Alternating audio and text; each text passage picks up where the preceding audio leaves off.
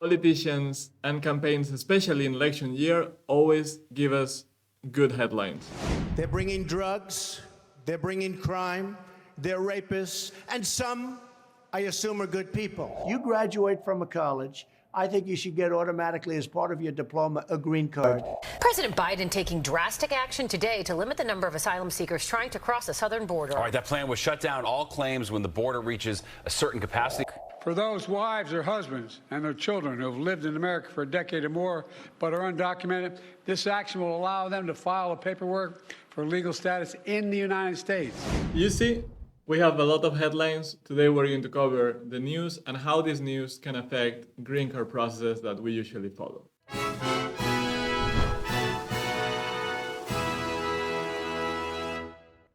Hi, my name is Oscar and I'm a scientist, not a lawyer. In this channel, we talk about green cards like EB-1A or EB-2NAW where you can self-petition. This means that you don't need to have a company sponsoring you, you don't need a job offer, and you can also do it without a lawyer, by yourself, a do-it-yourself petitioner, saving a lot of money. Today, we're going to talk about news, about elections. And I know many of you may not like that topic, but it is important to follow a little bit what are the different proposals, the different initiatives on this sense, because they may affect you down the line. Yes, in case you had not realized, the US is having elections this year. We are in 2024, and in November, the US will go to the polls so they can choose the president who will be inaugurated in January. You know that we have started covering that in a previous live session, and you can go and click on that link and watch that video if you want to. As part of that, we also had a Q&A that is going to be interesting beyond the election theme. Today, we're going to continue talking about elections. We're going to talk about the recent words from Mr. Trump, where he departed completely from his more traditional anti-immigration rhetoric. And we will also cover Mr. Biden's words on immigration, which have been also surprising to a certain degree. So we have these two guys. They are going to be the candidates in November. We have Donald Trump, Republican. We have Biden. And the polls are suggesting that we are in a tight situation where it could go to any side, okay, when we get to November. The elections in the US, the electoral system is complex, so this kind of percentage may not directly translate into who is the winner, because remember that most states have a winner takes all, which means that if you win that state, then your candidate gets all the electoral votes for that state. But we're not going to get into that detail of politics. We're going to see what has been going on with immigration. On Thursday this week, we will have the first debate, and I'm sure these candidates are going to be talking about immigration because it is always a hot topic, and we have been seeing it with the recent words from both candidates that we are going to see now in more detail. My personal preference for one or the other is irrelevant. In fact, I don't really like any of these candidates, and I'm sure I share that with many of you. You can leave your comment in the comment section. But on one side, we have a convicted felon. Donald Trump was convicted recently. He is officially a felon in the US. He's a criminal convicted by the courts. On the other hand, we have Biden, whose mental capacities are in question right now. We have been seeing that for a couple of years at least, and I mean, things like the one I'm going to show you right now are a good example of it.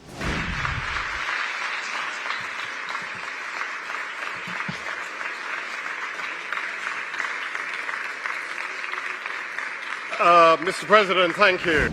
So let's start with Donald Trump's words, okay? We are going to go to that podcast moment where this is called the All In podcast, and Donald Trump was interviewed by these people that you have on screen, and he dropped the bomb that we saw in the introduction and we're going to see again. What I want to do and what I will do is you graduate from a college, I think you should get automatically, as part of your diploma, a green card to be able to stay in this country. And that includes junior colleges too.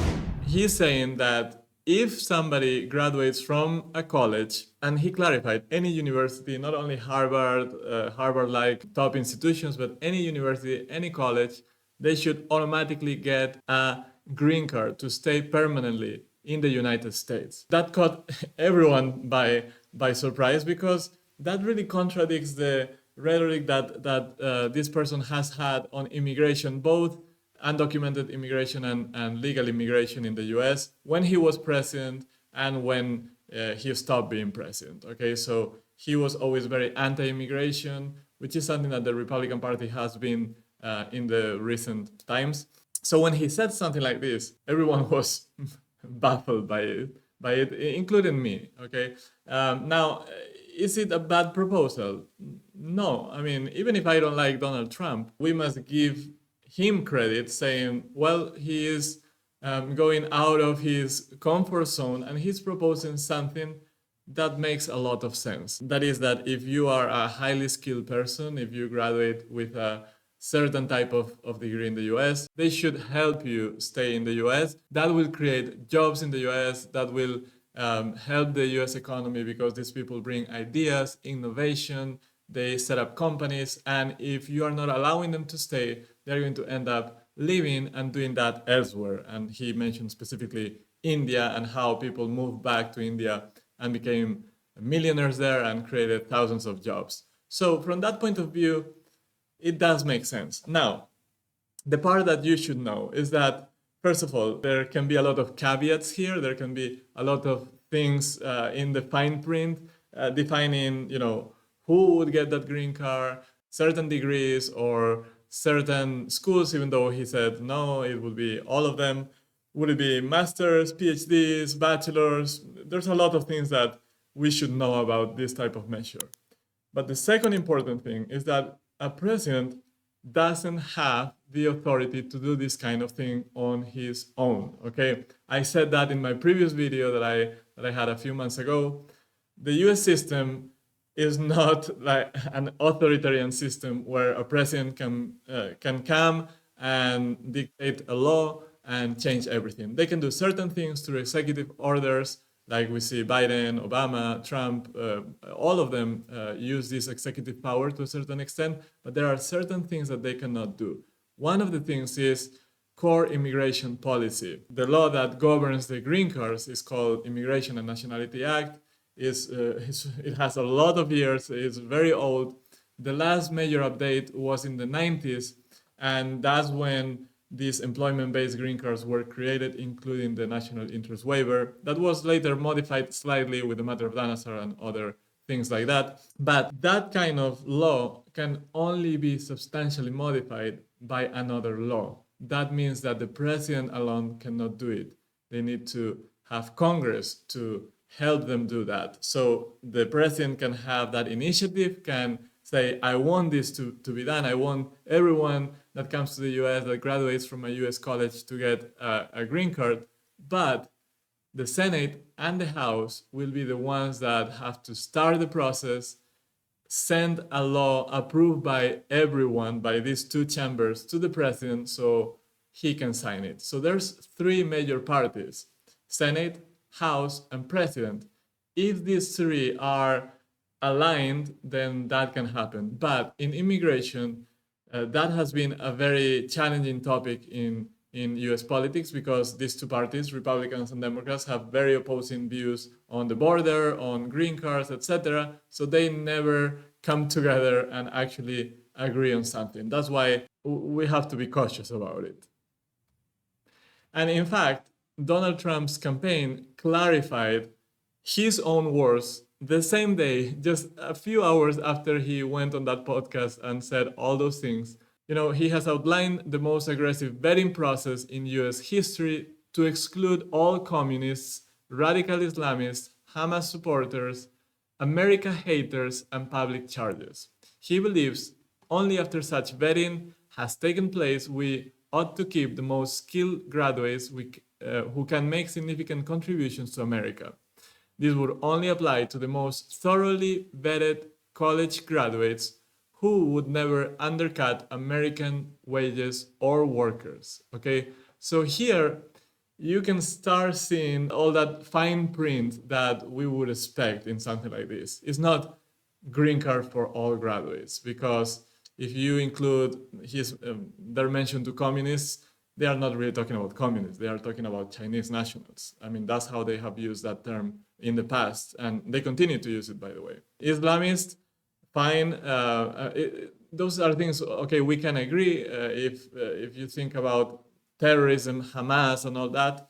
But what they really mean, if we look back at Trump's presidency, is that he imposed a ban on Muslim majority countries. Okay, so these are words that you could stand behind, maybe, until you see what they really mean. Okay, that's two different things. You know, what the nice words say and what the actual reality may be. Another thing that they say is, we will vet them so they never undercut American wages or workers, salaries, workers, opportunities for Americans. Another layer of fine print where, okay, you would need to prove that, similar to NIW, that you're not going to take a job from somebody else, similar to what happens already in the H-1B program. So again, a lot of caveats that we need to understand, and this coupled with the fact that the president doesn't have the sole authority on this immigration issue should make us really pause and don't take this as something that is a done deal, okay? However, that being said, I do value positively the fact that Trump has changed a little bit, and he seems to now be really in favor of merit-based immigration, because if that's true, that means that he will not oppose things like the NIW or EB-1A. He may not be trying to change those programs, which again, he would need help from Congress, but he would even give more authority to those programs, give more options to immigrants that are really highly skilled, people like you watching who want to immigrate to the US through those programs, okay? So if you're interested in these type of processes, I invite you to check out my websites, eb1greencard.info for the EB1A program, or eb2nw.info for the NAW program. I have a lot of information for do-it-yourself petitioners like yourself who want to be the owner of their immigration future without having to deal with lawyers, without having to spend thousands of dollars. And out of the content that I offer in those websites, I really recommend to take a look at my online courses. Here I have the course curriculum for the EB2NW course. In that course, I guide you through the requirements, how to fulfill the requirements, and how to put together the documents that you need to submit to USCIS to really prove that you are a person that is worthy of a permanent residence in the US. Your cover letter, your professional or business plan, recommendation letters. You can submit questions in each lecture that I will promptly respond to. And once a month we meet in a live session. This course is in English and in Spanish, so join us now. Now, I want to reiterate one thing that I said in my previous video about this topic, which is that Donald Trump was not a terrible president when it came to green card approvals, people getting permanent residency in the United States. If we see here the president since Bill Clinton and the number of green cards that they granted, actually the numbers fluctuated a little bit, but they were always more or less following a band, which is consistent with the quota system that the US has in place. In fact, we see a drop for Donald Trump, but that drop was because of COVID, okay? Not because of Donald Trump directly. That's another note of caution when it comes to immigration. It is true that he has had a very aggressive view in many ways and rhetoric, but for the specific merit-based green card processes, he was not that terrible, okay? So now let's switch the focus and let's look at Biden. Biden has had a couple of initiatives lately that I call the last-minute messages from Biden on immigration. Even though he has been president for a few years now, he kind of surprised people by being tough on border control recently in June. He actually is putting a little bit of a pause on asylum at the southern border, which is, by the way, a more traditional approach that the Republicans would be in favor of. So it is surprising to see Biden doing that. But similar to Trump, the motives may be completely related to the elections. Trump may want to show himself as a more tolerant person and more open to merit-based immigration and erase those wars from the past where he referred to immigrants as rapists and criminals. And Biden, in a similar way, he may want to appear as the tough guy, really controlling the border, when that is really not the reality of his actions in office. So he may be trying to suddenly correct what has been happening in the border. On the other hand, on the opposite hand, in June also, same month as the first measure came into place, he issued an announcement where he said that he will have green cards, a green card path for thousands of undocumented immigrants. And in particular, two-pronged approach. One, green card application process for spouses or children of US citizens. And he called this family reunification. He wants to make sure that if you were undocumented in the US for a long time and you are married to a US person, then you can stay legal in the US and you can have a path to citizenship. So for that to happen, that person must have resided in the US for over 10 years and must be married to a US citizen. And the calculation here is that about 500,000 people may be affected by this and may be able to gain residency. On the other hand, another interesting measure is work visas for DACA and other Dreamers. Children that were brought in the United States undocumented and have been in the US for their entire lives are currently probably under some sort of program like DACA where they are protected, they will not be expelled from the US, but they don't really have a path for permanent residency and citizenship. So he is offering that if these people graduate from a US college and they get an offer of employment, they may be able to get a work permit in the US and have basically less problems to remain in the US and work in their field of endeavor, in their field of study, okay? So as you can see, very interesting developments in US politics, and we are about to see way more because, like I said, the first debate is going to take place one of these days. This week is going to be, for sure, centered on immigration in many moments. So we're going to learn a little bit more about these initiatives that they are either taking or they are